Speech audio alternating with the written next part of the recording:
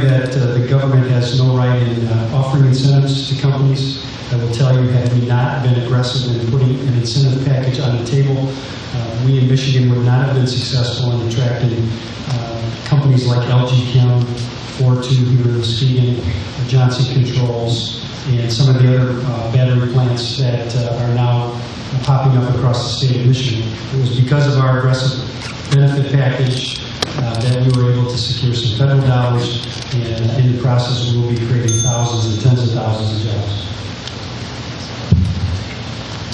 Mr. Reichert, President Obama has placed a moratorium on drilling, offshore drilling. The court, at least one court, has disagreed with it, saying he didn't have congressional or legislative authority to do that. Should Congress support President Obama with his oil moratorium, his drilling moratorium?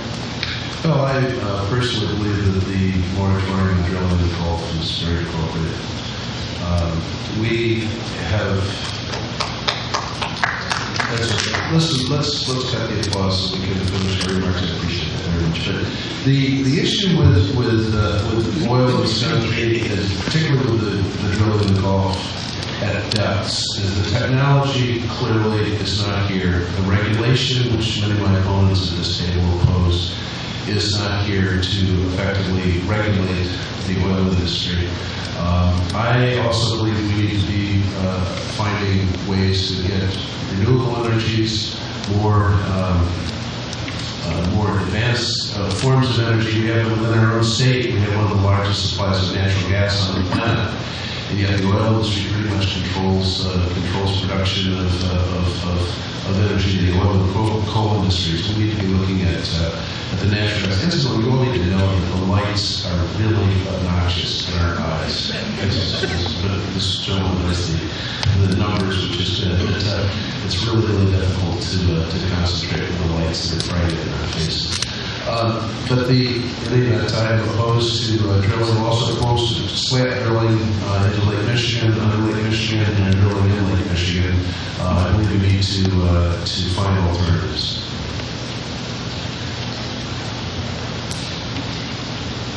Mr. Shedno, the American public seem to be opposed to earmarks, but we all love our congressmen who bring home big projects for our district. How does the congressman resolve that apparent conflict? On the back of my literature, I have no earmarks. How about we just pass a bill, exactly what's in the bill, and not add things on to it? I am not for earmarks. And the lights are okay for me, and I love the applause. Thank you very much.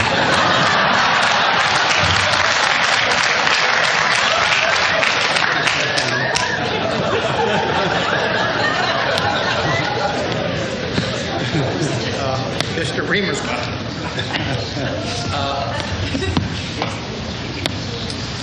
Congress funds an awful lot of things for the states, like the highways and the educational system. Why not just leave the money with the states and let the states take care of those problems? Amen. I think that would be a wonderful idea. That's why we have the 10th Amendment. And I think that states' rights is going to be an issue pressing not only each individual state in our country, but also at the federal level. You know, oftentimes, centralized planning, Washington bureaucracy comes with red tape, strings attached, and unfunded mandates. And that's what we've seen in the educational system. We've seen that with No Child Left Behind. I can't tell you how many countless superintendents all up and down the district that I have talked to that said No Child Left Behind has created such a compliance cost, an extra burden, layers of paperwork and red tape. And I really believe that those decisions and ultimately that funding should remain here in our state. Here's the thing. You know, government can't give out that which it first doesn't want to take. And so what we need to recognize is oftentimes when we send money to Washington, D.C., it comes back to us with a brokerage fee. A brokerage fee of administrative costs, compliance costs, unfunded mandates, and ultimately you don't have the money or resources here to get our state back on track. And so I think the 10th Amendment, states' rights, is something that's vital for the next Congress to understand, and I will be a strong advocate for it.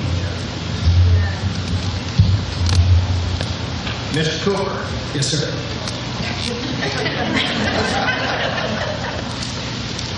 What can Congress do to protect the Great Lakes as a resource important in Michigan? That is one area where, you know, I'm a states' rights person myself. I think that when you talk about the Great Lakes, that is one area where Congress should have a hand in, because obviously it crosses over state boundaries.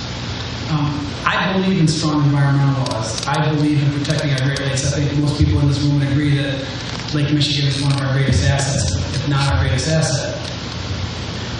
That said, the regulations that Congress imposes have to be reasonable. And just, I'm going to do an analogy between Michigan and North Carolina. Currently in our state, which I think is a microcosm of what's going on in the United States right now. In our state, there are so many regulatory burdens for businesses moving into our state because our regulatory system is so slow moving. In North Carolina, they have a program where if you call North Carolina and say, we want to bring jobs to North Carolina, you have a single point of contact. You have one person you can go to. If you have regulatory issues, you can call John. If you have zoning issues, call John. If you have DEQ issues, environmental quality issues, call John.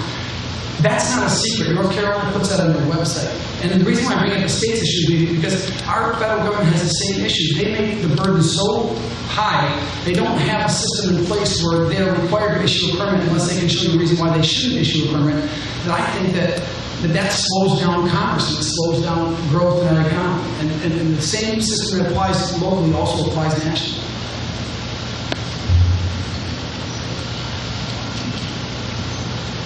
Here's a question that has been posed for all of you. And I'm going to paraphrase it as I read it, but one of the problems that people identify with our federal deficit is essentially welfare for the rich in the form of entitlement programs. Warren Buffett is on Medicare and gross Social Security, or at least he goes for example. Do you believe that millionaires should receive Social Security, Medicare, prescription drug benefits, and the like, even if they are fully capable of supporting themselves? And I guess I'll start the same order as before, Mr. Larson. Well, I do want to admit, I apologize, I choked on that last answer, so so if you do want to talk more about that, we can talk about that. But with regards to the rich and receiving benefits from the program, if you pay into it, then you have all the right to pull out of it. I think what's getting people angry is when they see, I think we need to ask the question on the flip side, is those people who don't contribute to the program yet take out of the program. I think that's what the problem is. So to answer the question with regards to should Warren Buffett or the rich get the benefit from it, they've contributed to it, then yes, they should receive the benefit of it. Mr. Heisinger? It's interesting. I know this is new for you. This is actually the second one that we've done today. We had a session where we spoke, all of us, in front of the Muskegon Chronicle editorial board. We've done this a few different times. This is a question that comes up fairly often. And I think it gets to the fundamental question right now. And this is that we have a broken system. I'm 41, all right? I don't believe that I'm going to be getting Social Security benefits the way that my mom, I'm sorry, mom's here, I won't say how old you are, but my dad, who's almost 89, mom's not nearly that old. And they should have that system. They have paid into it, they need to have that security there. But guess what? At 41, for the first time in federal government, you all get those little sheets telling you how much you've been paying in and what to expect. For the first time, the federal government admitted that you're not going to be able to get 100% of what you've been paying in. And I believe the number was like 25. They said you're going to be getting 78%. I'm looking at it and saying, frankly, I don't think I'm going to get half of it. So what we need to do is we need to fix it by giving us And generation, I think we need to go through and say, if you've got people that are over 55 or over 60, you're going to leave the system the way that it is. You give those people in between that, down to my age or 35, we're going to give you some choices. And below that, we need to start looking at what portability for younger generations. I got a bunch of interns who are looking for jobs, so I hope they're not available until after November. But we've got to get a system in place